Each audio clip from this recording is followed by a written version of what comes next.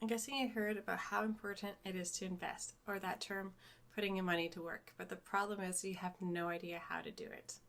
Hi, I'm Tracy, and if you have no clue how to invest, don't worry. In this video, I'm going to walk you through it. Remember to share the love to a new channel or invest in me, and let's go.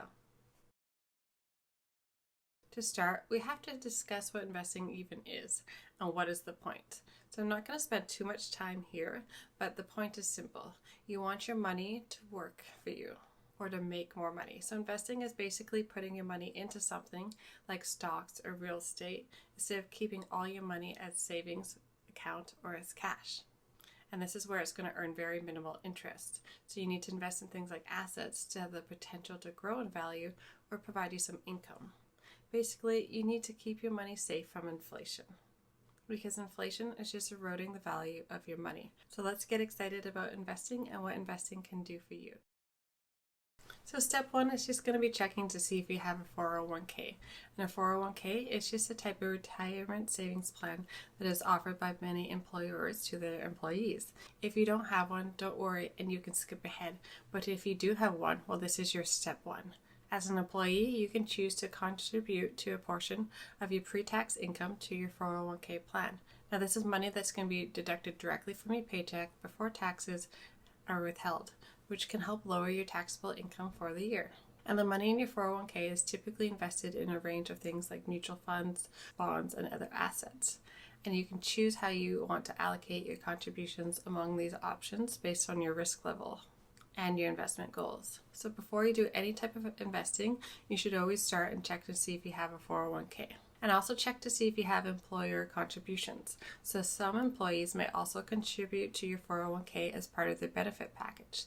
So the employer contributions can be matched as well. So they'll match a percentage of your contribution. So if you have this, you should definitely take advantage of this because this is essentially free money that you get to use for investing. Now moving on to step two, this is going to be simply opening an account. So we've reached step two and you open an account, and where you open this account is going to be completely up to you.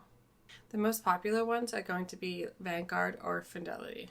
And once you figured out where, you now need to figure out what type of account because there are some different types. For example, you have a Roth IRA, traditional IRA, Roth 401k, traditional 401k, a brokerage account, an education savings account, a health savings account, managed accounts, and also robo-advisors or any type of financial advisor managed accounts.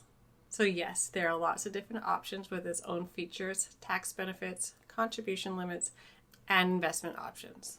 But the main difference that you need to know is going to just be tax. So some of these accounts have some tax advantages, which means things like no income tax on dividends or capital gain tax on growth, but you can only withdraw these in retirement. So if you're just getting started, this might be the best place for you to start. But remember, you can't really access this money until you're 59 and a half, which is retirement age, so unless you want to pay a penalty.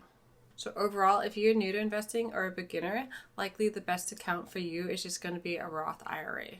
And this is an account that will allow you to put money into it using after-tax dollars, meaning you've already paid taxes on the money that you're going to contribute. And the best part, when you retire, you can start taking money out of your Roth IRA and you don't owe any taxes on the withdrawals.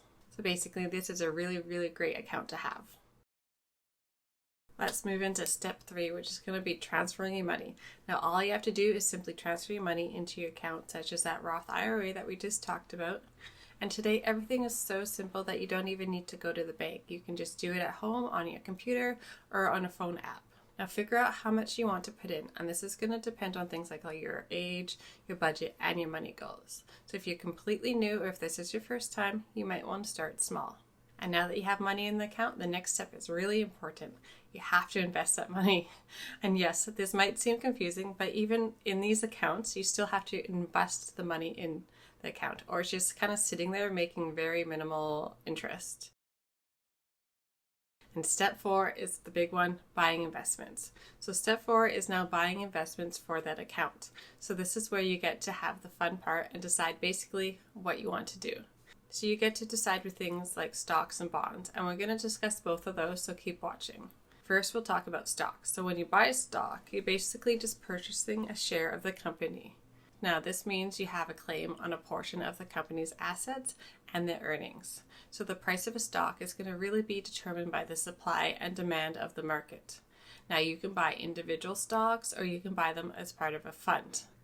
When you invest in individual stocks, you're basically just sharing in the specific companies, which will give you that direct ownership, voting rights in those companies. Where if you invest in funds, it's kind of pooling your money into multiple investors. Now, this diversification is going to help you spread the risk across your different investments.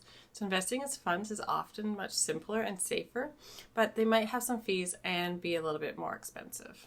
So how do you even choose a fund? Well, there's going to be many out there, and what you want to look for are ones that have the low fees. So you need to compare the expense ratios of the ETFs. The lower expense ratios generally indicate lower costs for the investors and you, and this can have a significant impact on your long-term returns. So there can be a really big range, but what I'm going to recommend is you look for a maximum fee of about 0.5%. So basically what you're really going to be looking at are index funds. Now these are a type of mutual fund or exchange traded fund or ETFs. And these kind of track the performance of a specific market index, such as things like the S&P 500 or the Dow Jones Industrial Average Index. Now, funds often have lower expense ratios compared to actively managed funds. Now, let's just go back for a bit and talk about bonds. So when you're buying a bond, essentially you're just lending money to an issuer, such as the government or a company. And in return, that issuer is going to promise you to pay back the principal amount, so that face value of the bond, at a specific future date, known as the maturity date. Often stocks are going to be considered a lot riskier than bonds, and stock prices can be volatile, so there is a risk of losing that money if that company's performance or market conditions do decline. So if you kind of combine stocks and bonds together, then you'll have a really great portfolio that does a great job balancing your risk versus reward. So now that you have a little bit of those basics, you need to kind of determine what percentage of your money that you're going to be having invested in stocks versus bonds. So this is going to depend again on your risk level and your age.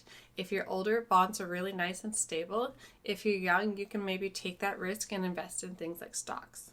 So a great way to think about this is you own your age in bonds. So this is a popular saying that basically just suggests as the older you get, you should increase the percentage of your portfolio allocated to bonds and then decrease the percentage allocated to stocks.